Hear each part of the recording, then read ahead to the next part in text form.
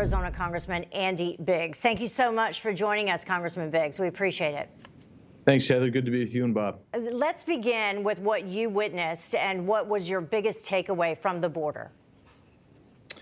Well, the biggest takeaway really is that we don't have operational control of that border. So it's an inhumane crisis for people coming to the border. It's not safe for many of the people who are living along the border, who do business along the border, and then it filters through our entire society. We had, in the short time I was there, they were moving people from right at the border, where they were coming into makeshift facilities, and within 24 hours, those people are going to be in the interior of the country.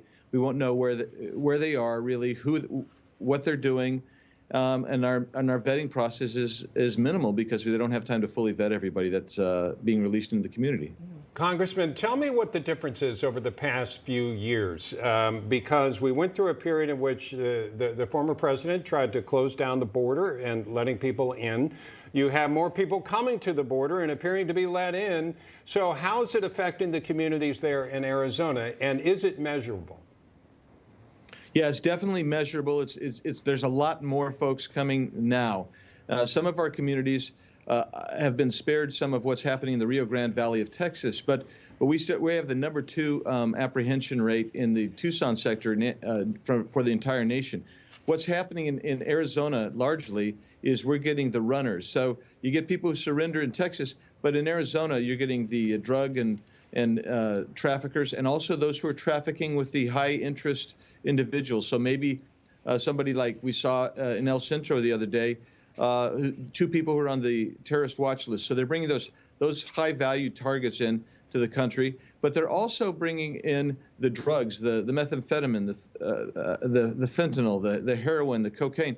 That's coming in, and they're coming through our sector while we're ended up moving all of our attention over to the Rio Grande Valley, and that's really what's happening. It's a flood one zone with the family units and whatnot, and then have the military camo-wearing folks coming across the border from, let's say, El Paso all the way over to Yuma. You know, Congressman, I'd like to get an additional comment from you on something that you tweeted out yesterday. You said the Biden administration is content with the status of the border crisis. This illegal alien invasion is by design, not by surprise. So if you could comment a little bit more on that, and also if you have something to say about the vice president finally saying that she is going to head to the border. Don't know specifically when, but she's going to go to Guatemala and is going to go to Mexico. Yeah, well, the reason I say this is by design is I'm looking at direct and circumstantial evidence. When all the Democrats were running, they all talked about open borders, sanctuary cities, granting asylum, and granting amnesty.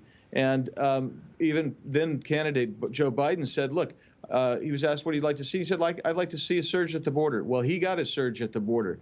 And then he immediately enacted policies that were working.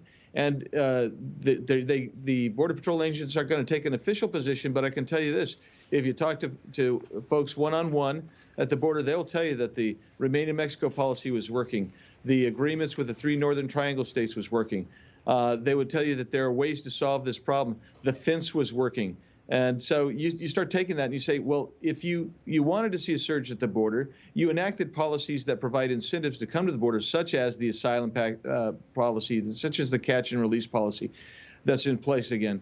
When that happens, it's no longer even in doubt. It has to be by design because they're getting what they want, and you can see that they have trouble even admitting it is a crisis. Kamala Harris, weeks after she was appointed to be the basically border czar, is finally saying, well, she's going to get there. Nobody knows when.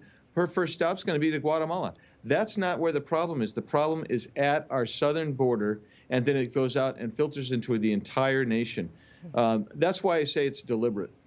Wanted to ask you about something separate related to January 6th. There was a report that came out yesterday indicating that they may have been ill-prepared for what happened, Capitol Police and the rest that were there, and also that there'll be no charges against the individual, the officer who shot Ashley Babbitt on that day. I didn't know if you had a comment about any of the above.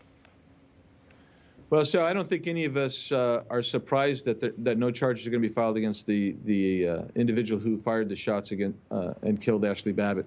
That's not a surprise. Just so you know, to give context to this, we're not getting in Congress, we're not getting fully briefed on this and on any of these decisions that are being made.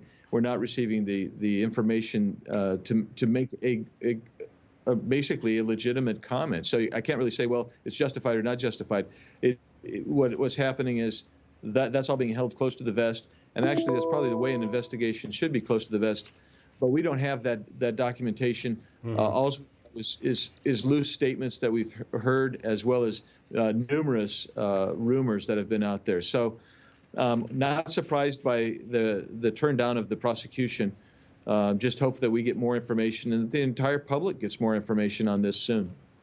All right. Well, Congressman Biggs, thank you so much for the time that you spent with us today.